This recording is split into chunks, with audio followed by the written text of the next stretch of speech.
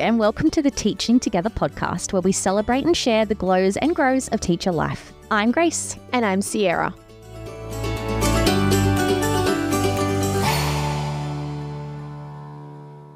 As usual, we're going to kick off today's episode with a glow or grow from our classroom or current teaching practice. We love sharing these because it's really important to reflect on how we can be growing as educators, but also to stop and be grateful for the precious moments that remind us of why we do what we do. So Grace, do you have a glow or grow to share from this term?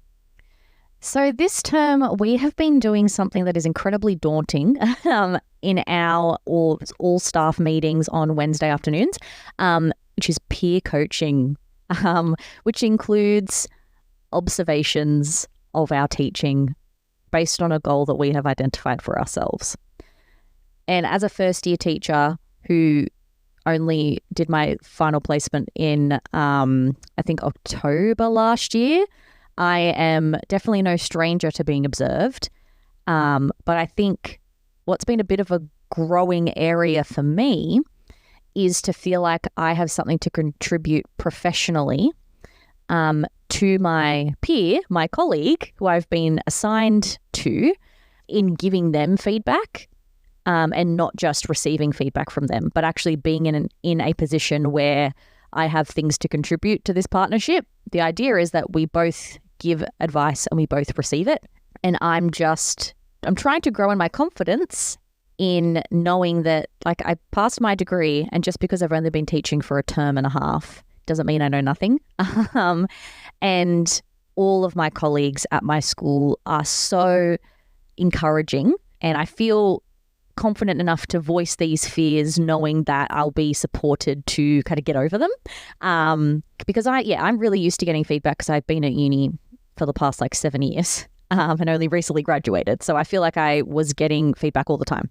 Receiving the feedback is not an issue for me. It's the giving of the feedback and trusting that I have something valuable to say, which is really important to me as a professional. I would like to potentially be in some kind of low-level leadership position at a school at some point in the future, and I'll need to be able to give feedback to people who will probably be older than me, because teaching brings people from all ages and different types of experience. I won't always be the youngest in the room, but I am at the moment. Yeah, I love that. I think some of the teachers even that I work with and have worked with in the past, I can't call them by their first name. Yes. Because I'm like, you are so much more adult than me, and I should respect you and call you Mr. or Mrs. So-and-so. Yes. I know it's such an old-fashioned thing, but it's really ingrained in me. And yeah, being one of the youngest on staff, I think is hard to see those people as peers. Oh, 100%, because they're not. In my mind, they are not peers. They are older and wiser, and they're a teacher. And so they're Mr. or Mrs. or Sir or whatever. But we're teachers too now. We're professionals. We have the same job. It's weird. It's a bit hard to get your mind around, isn't it? Yeah. My glow from this term so far would have to be my Year 7 class. I am just really enjoying them. They are such a sweet bunch of kids, and I'm really loving the unit that we're doing. We decided to sort of shake up the order that we are running our projects this year, so it's a little bit different. I think we're actually starting with an easier project and instead deciding to focus more on the process of prototyping, which just, I don't know, brings out some more problem-solving kind of behaviours, and they're just lots of fun, and they're a very inquisitive little group, and they're just a delight, and I'm really enjoying getting to know them. Well, last episode we spent some time thinking about what AI tools are available to us as teachers and how we can be using them to really streamline and perhaps make more efficient some of our, particularly more our planning and administrative tasks. So if you haven't listened to the episode, make sure that you go back and check it out. Today we decided we would spend some time unpacking the enigmatic GTPA, or the Graduate Teacher Performance Assessment.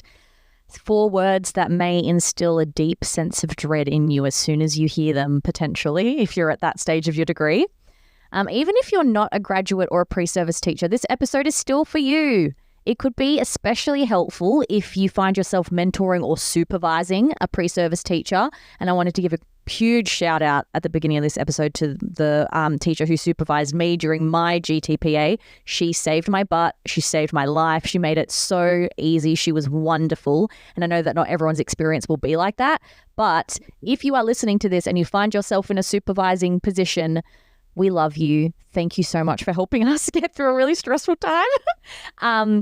And it could also be helpful just chatting to pre-service teachers who are working casually at your school. We've started to see more and more about the GTPA start popping up on the Teachergram. And as we get closer to the time of year where many pre-service teachers will be starting to think ahead to placements and find themselves thinking forward to this task, we thought it would be a good time to put together this episode.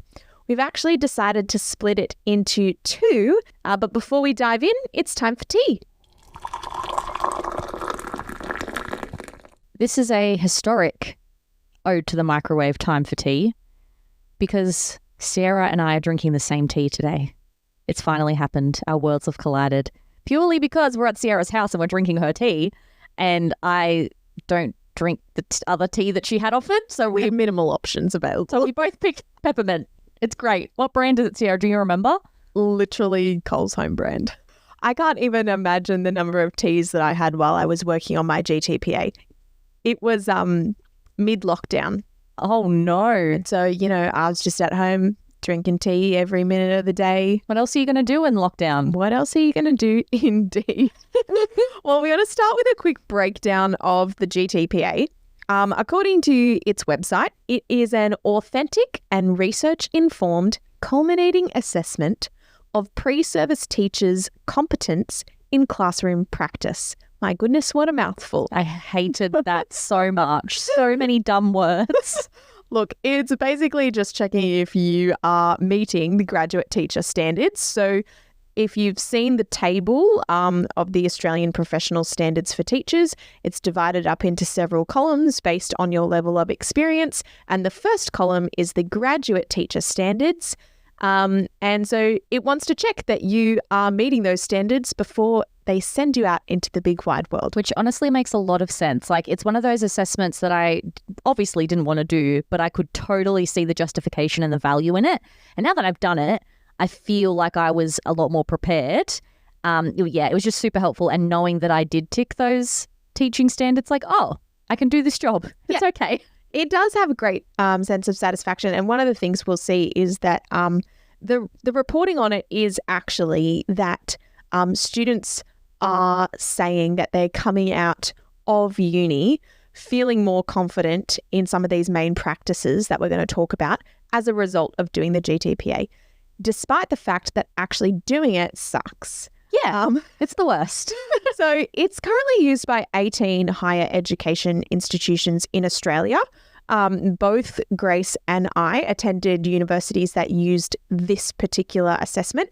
GTPA is actually like a registered trademark. It's like a brand of assessment. Pretty sure it came out of Australian Catholic University and some research that they were doing into, final teaching performance assessments and, how we can get better data from those and blah, blah, blah.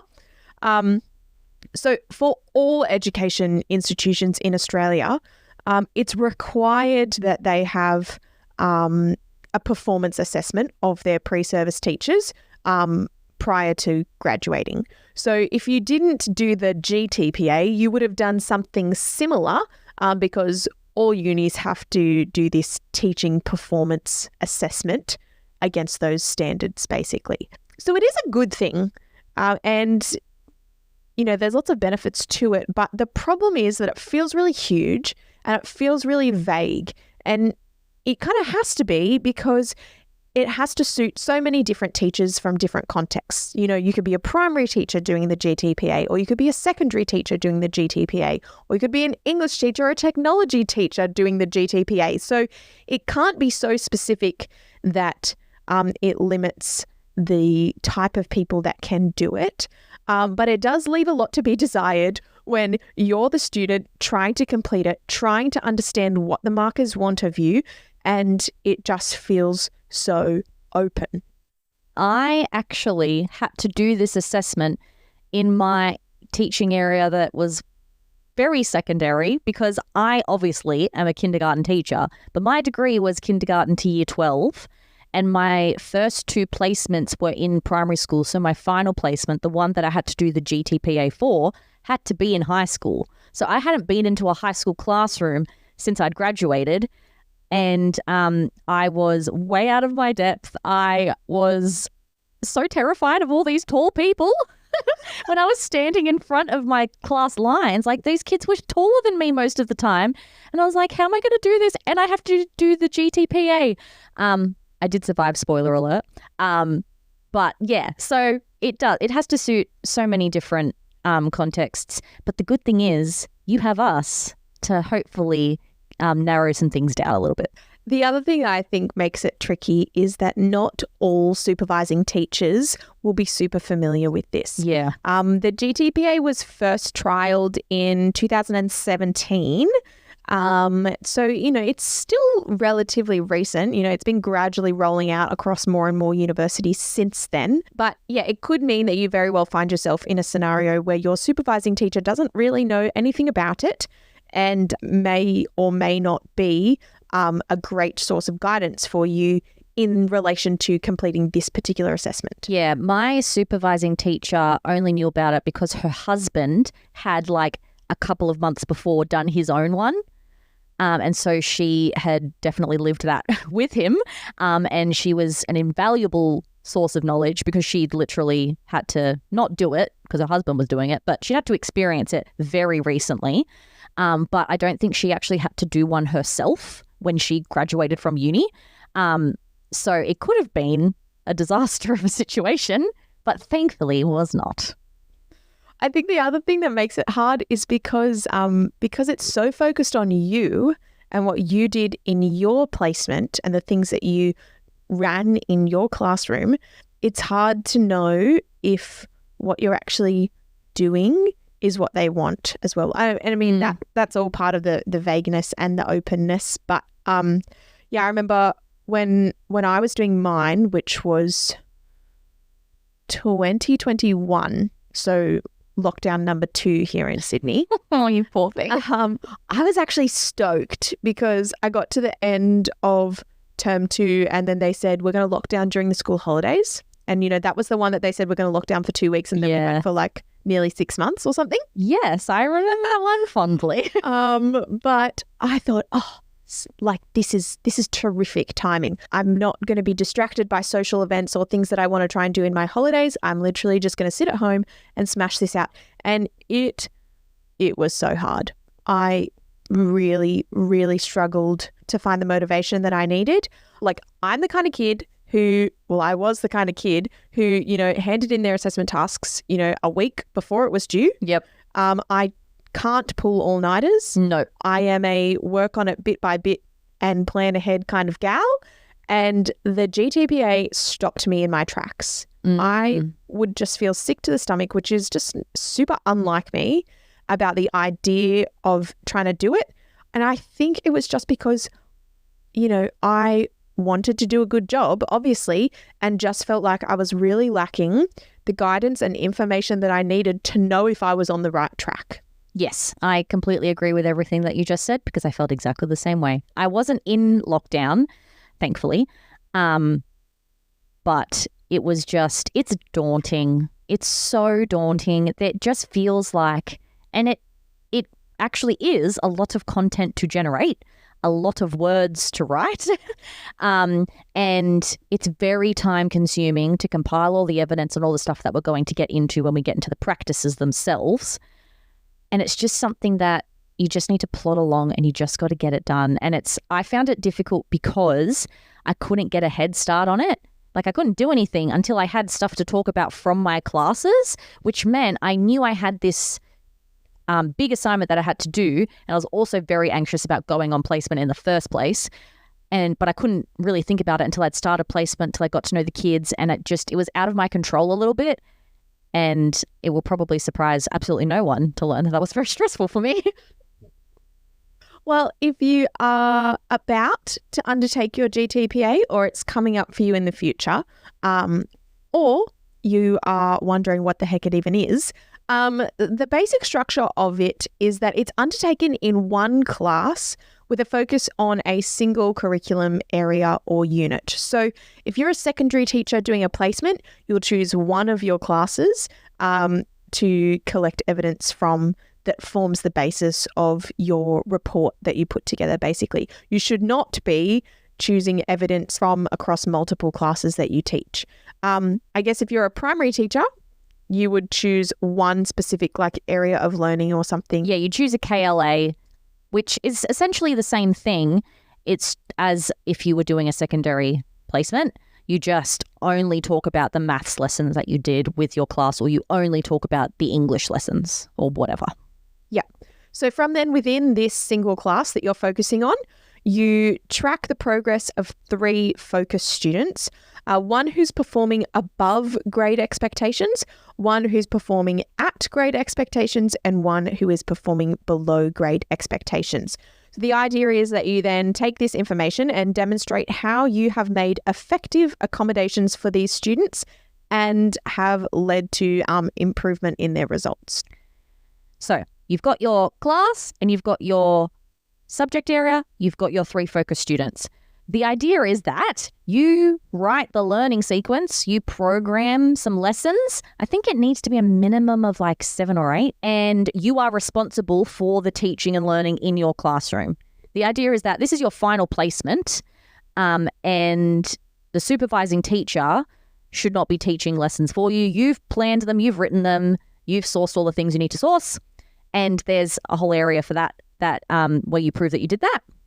And you use this learning sequence as the focus of your GTPA. I think there may not be a specific number of lessons that you have to do, but you have to be able to show that your focus students that you've selected, you've sort of assessed where they're at, and then you've done a sequence of learning, and then you can assess where they've reached. So, 7 or 8 is a good idea in the sense that you have to have enough lessons to actually be able to see and document their progression towards a learning goal. It's not just, from the start of a lesson to the end of a lesson. It really is a sequence of lessons. And my final placement was 6 weeks altogether, 2 weeks, then 2 weeks of holidays, then another 4 weeks. And it was just the worst, but it gave me lots of good evidence. So I think that I don't know how long everyone's placement's going to be at the end. Usually your final placement's going to be a little bit longer.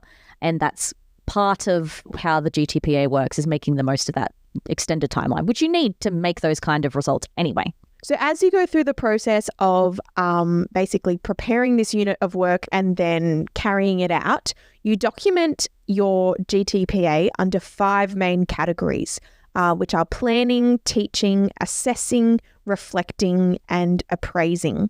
And then you've got 2 weeks from the completion of your placement to submit your GTPA. Unless you are, very lucky and your prac is broken up by a little bit of holiday time, you might find that you can use that to do some of your GTPA, but really it is difficult to do much of it at all. Like you were saying, it's hard to get ahead on it until you've gone through the process and collected all the data. And, that might potentially be that you're not assessing the students for the data that you need until much closer to the end of your placement, which is important to bear in mind as you're thinking about your planning, to perhaps make sure that you're trying to collect as much evidence as you need and as is able more towards the front, and not leaving your assessment until the last day of your placement. And one of the things I wanted to say up front that was super, super helpful from my supervising teacher was about collecting evidence. And there are several mandatory inclusions that are part of the GTPA, and they're basically scaffolds that you need to fill out and you have to include as part of your assessment. One of these is a table that basically is a collection of all the different types of evidence that you have used, and which of those 5 categories it falls under.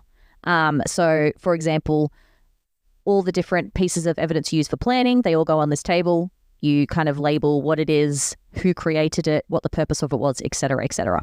Now, my supervisor at the very beginning, like maybe the first or second day of my placement, she said, Grace, I want you to go home tonight and I want you to have a think about all the different types of evidence you think you might need for your GTPA. We can always add to it later if something comes up in class that we think is awesome, but use this as your checklist so you don't forget, oh, I have to take a photo of this, or I need to print this out, or I need to email this to myself, or I need to encourage students to generate this type of work, or I need to form this type of learning activity. It was really, really helpful. I went away and did it, and then my supervisor helped me refine it and made some suggestions. And we just made sure that we kept referring back to this table constantly over the course of the 6 weeks of my placement so that we didn't miss any important pieces of evidence. And you don't want to be in that situation where you're like, oh no, I forgot to get like a photo of this student's workbook or whatever.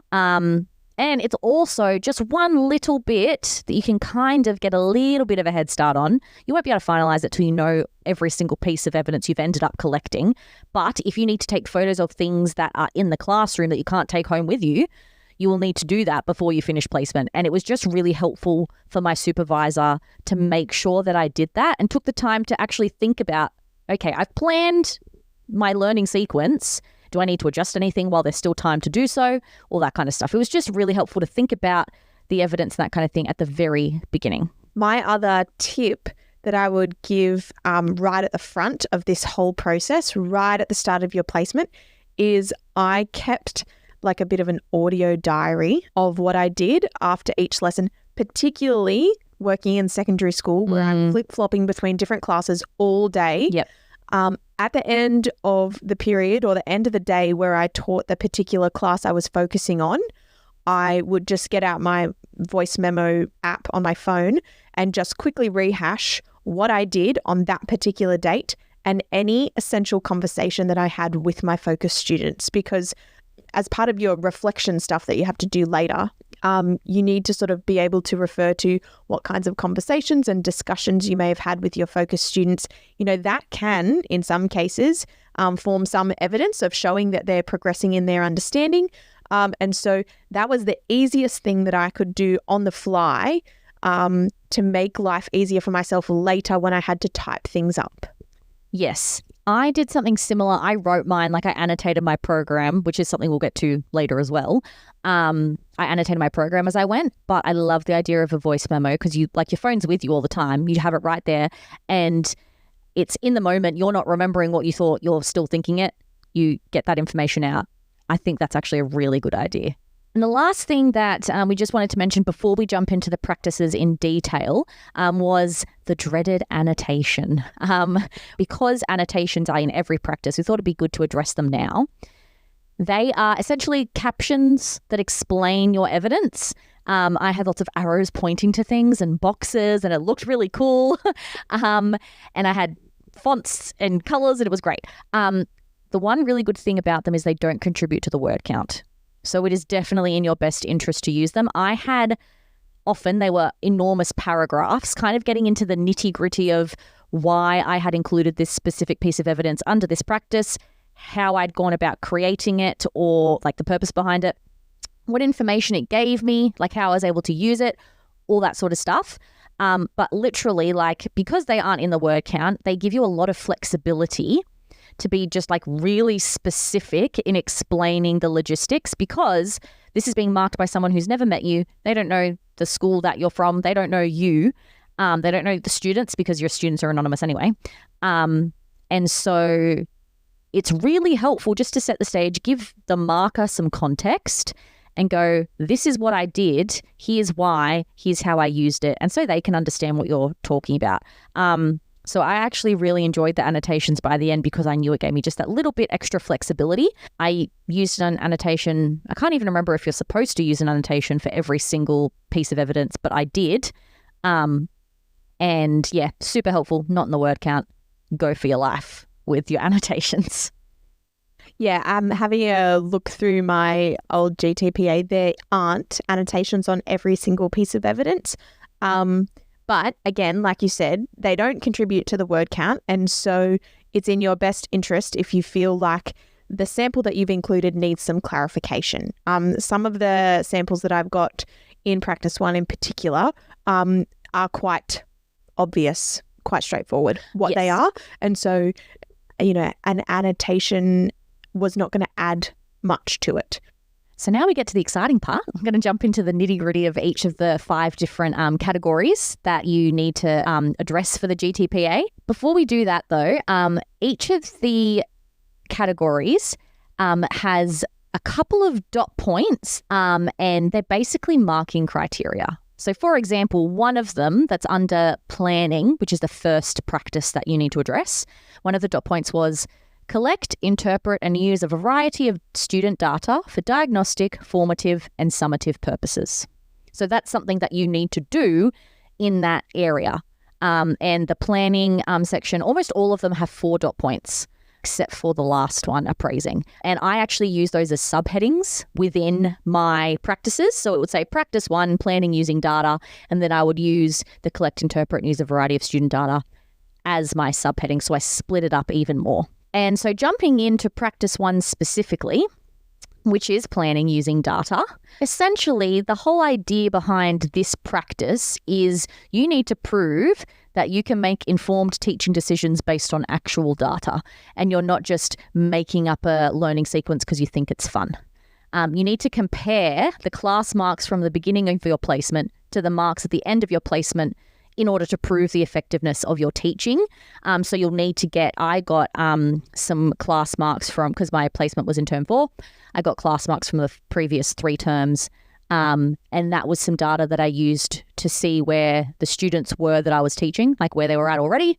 And it's also the kind of thing you'll be doing in the classroom anyway. So it's good practice, and that's what the GTPA is designed to do. It was honestly my favorite bit. I see the word planning and I go, oh my gosh, yes, because I'm a massive nerd. So this practice involves your programming. It could involve you filling out mandatory inclusion 3, which is the table of all your evidence, if you would like to. And you need to make links to the curriculum, obviously. You need to also establish current performance for the kids in your class, where you would like them to be by the end, and their attitude toward learning, readiness for learning, that kind of stuff. But all of that is in those dot points, and it was under the scoring rubric if you're looking for it.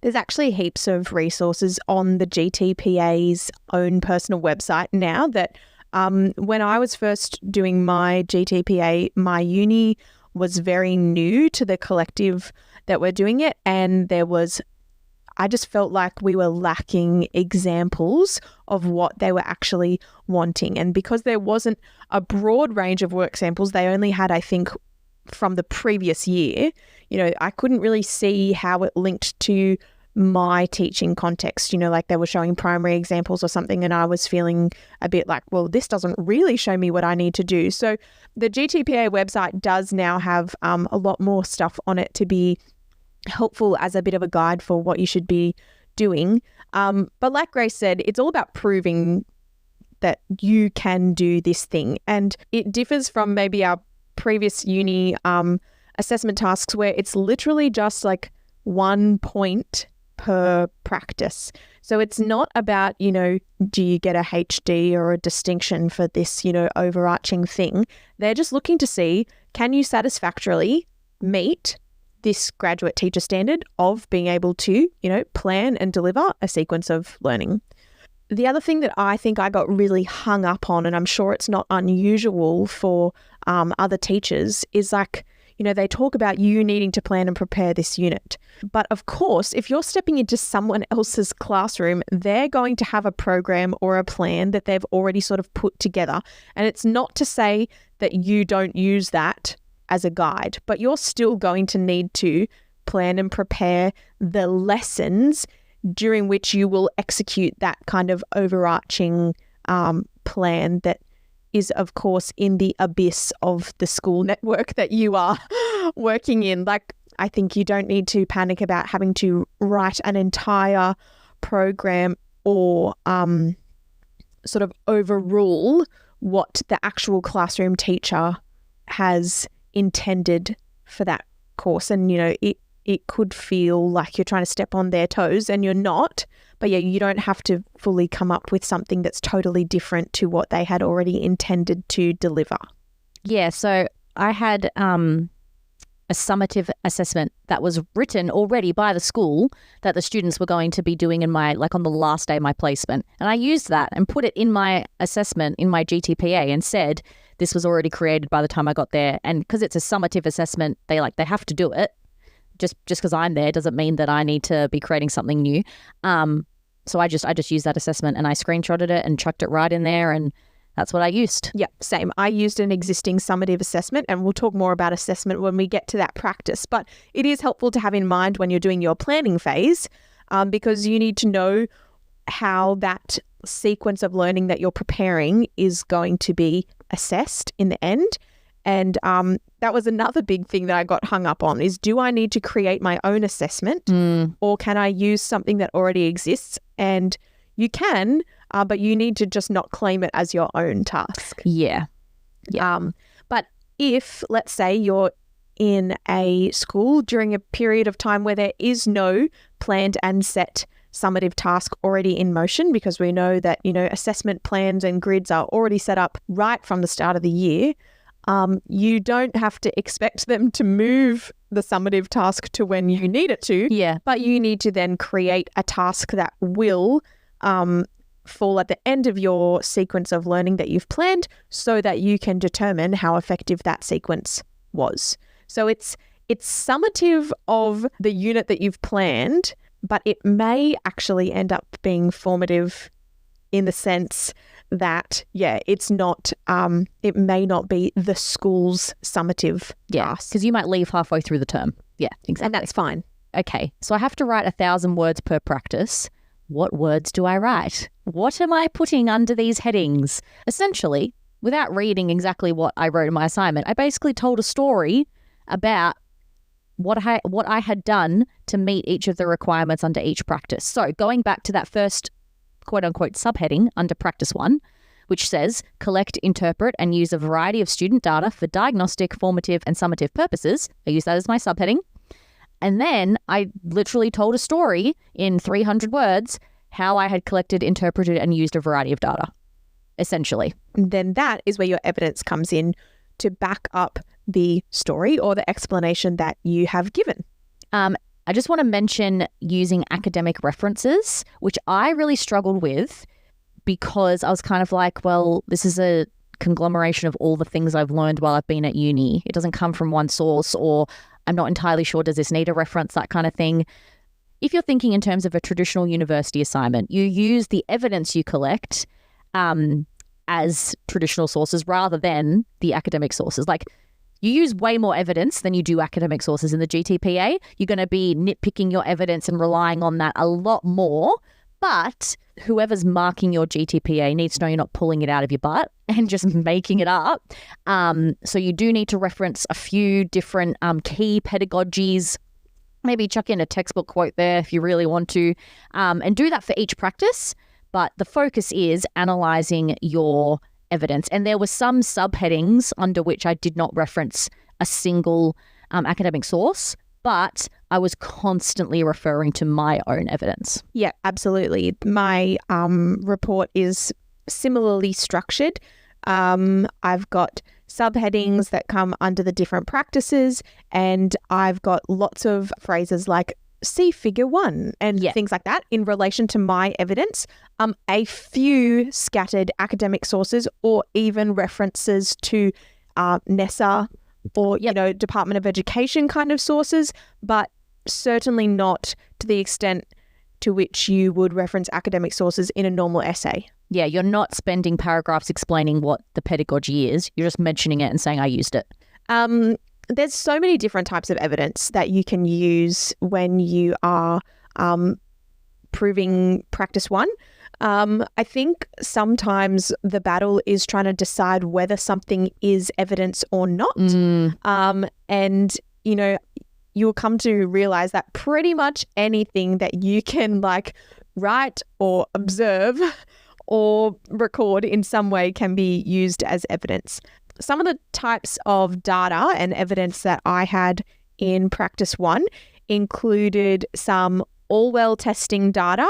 So it had data on my class in relation to their written and verbal reasoning, their literacy and numeracy, those sorts of things, as well as whether they spoke a second language at home, which, can be interesting and helpful information when you're trying to piece together a student who you don't really know.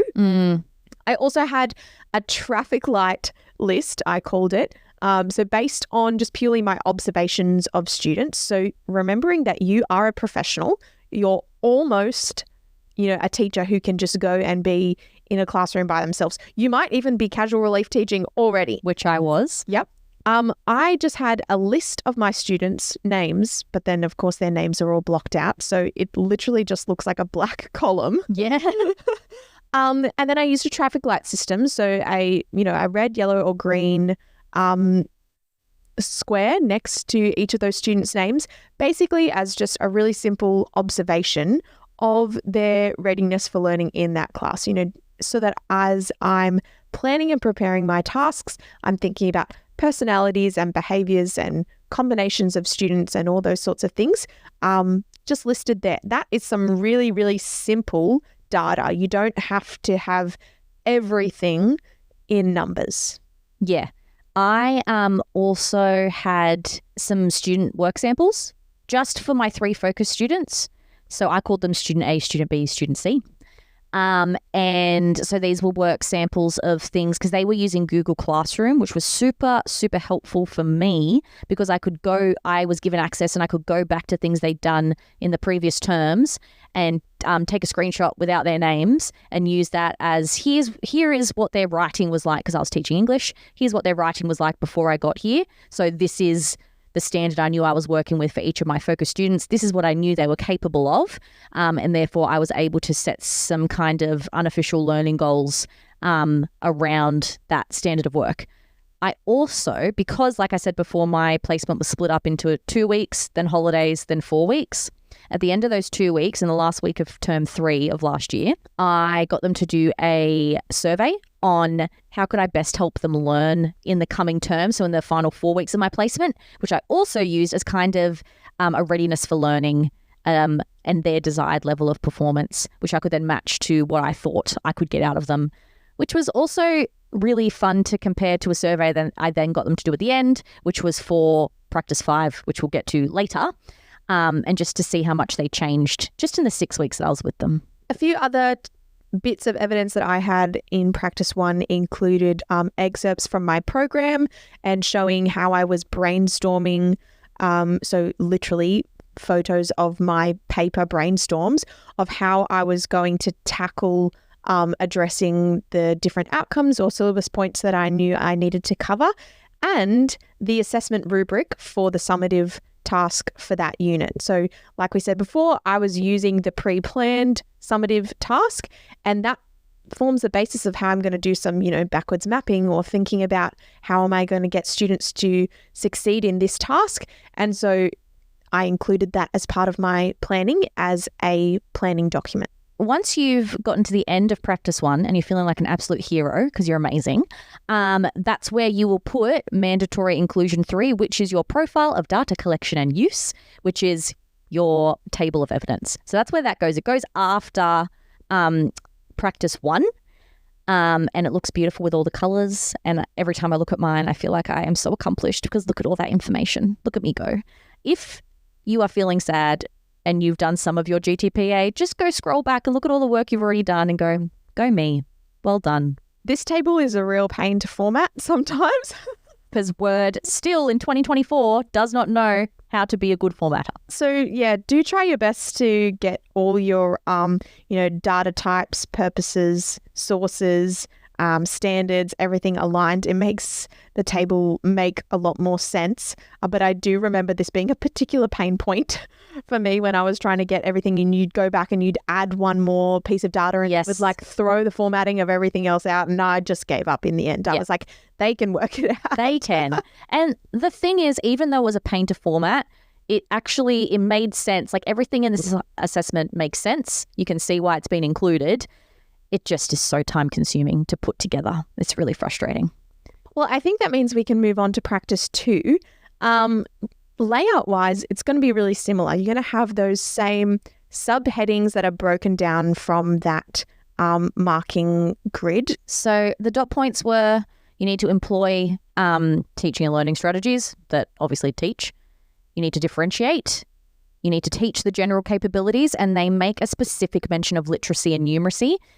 And since I was teaching English, that was on one hand super easy, and on another I had to stretch a bit.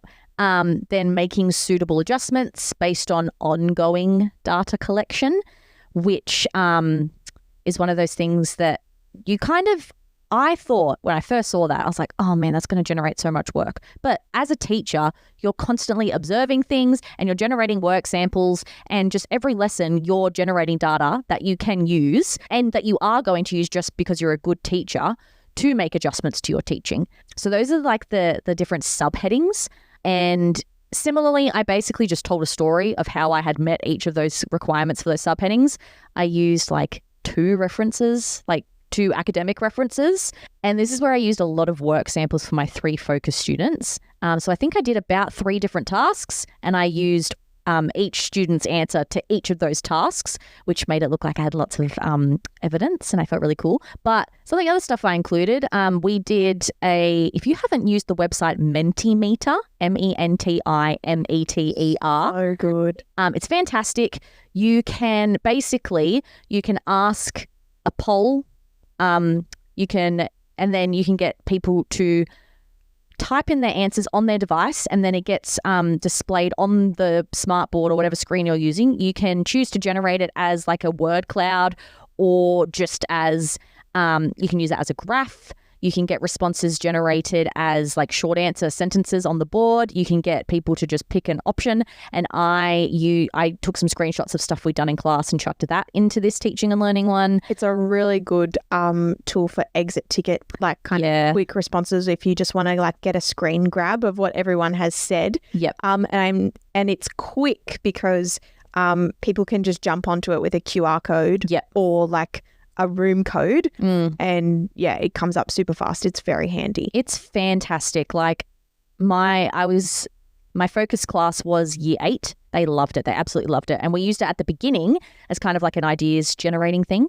So I used some screenshots of that. I used screenshots of other of like handouts that I didn't actually hand out because they were using Google Classroom, but of like worksheets that I'd formatted on Google Classroom.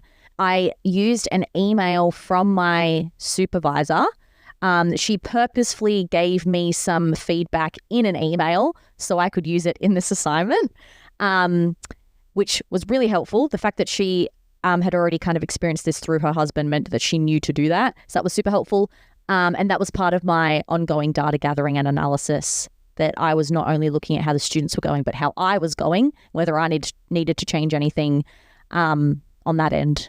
Ultimately, the purpose of this practice is really similar to practice 1. Prove that you can make informed teaching decisions based on actual data.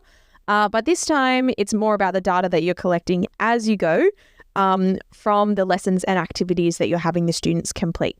I had really similar evidence in my practice 2 as what Grace did. I had some photos of class activities, some pre-test work examples, just lots of work samples in general, an annotated program, so a screenshot of my program and where I had made some notes reflecting the adjustments that I had made or would be making as a result of sort of that ongoing feedback and gauging where the students were at and what I would need to adapt and change as I'm going along. And integrating those literacy and numeracy activities, a little bit different. My focus was food technology. So, not as easy to do literacy as English perhaps, but, we did some cool measurement things and stuff like that. So it is definitely integratable.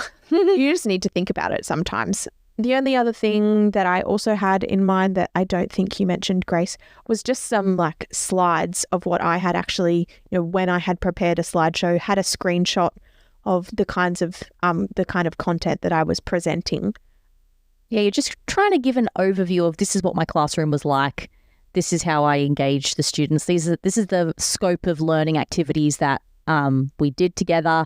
And these are also some of the responses that I got from students. Yeah. And because the practice is asking you to show that you are, employing a range of teaching and learning strategies, you want to try and have work samples that show a variety of activities that you've done and, showing that you are making those adjustments, differentiating where you need to, and incorporating those literacy and numeracy skills into the tasks that you're doing.